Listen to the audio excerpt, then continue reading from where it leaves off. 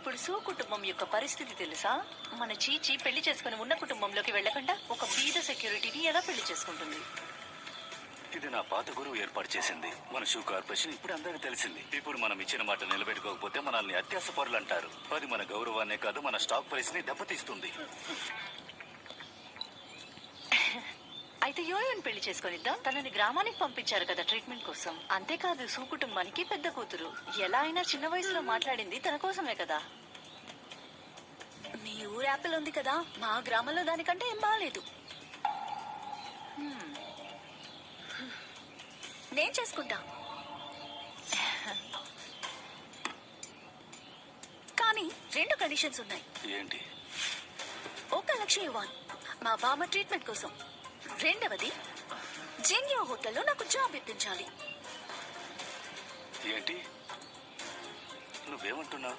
ఆ ధనవంతుడు జింగ్యా group 5 star హోటల్లోనా? అక్కడేం చేస్తావు? అక్కడికి వెళ్లి ఆ CEO జింగియోని ఏడిపించి మా గ్రామం స్పాయిల్ అవ్వకుండా కాపాడుకోవాలి.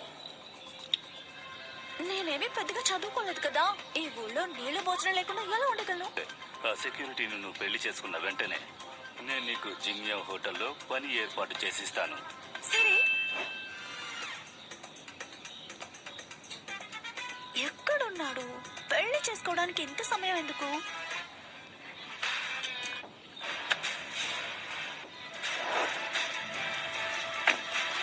ప్రెసిడెంట్ ఫూ, మీరెందుకు ఇలా డ్రెస్ చేసుకున్నారు? నీకేం తెలుసు? ముందు వెనక ఆలోచించకుండా పెళ్లి చేసుకోవడం పాత కదా. నేను గురు మాటని కాదని చెప్పగలను. సు కుటుంబాన్ని తరిమి కొట్టేస్తాను. గుర్తుపెట్టుకో, ఇప్పటి నుంచి CEO జింగుని కాను, సెక్యూరిటీని. అబ్బా, ముందు దీన్ని తీసేయ్.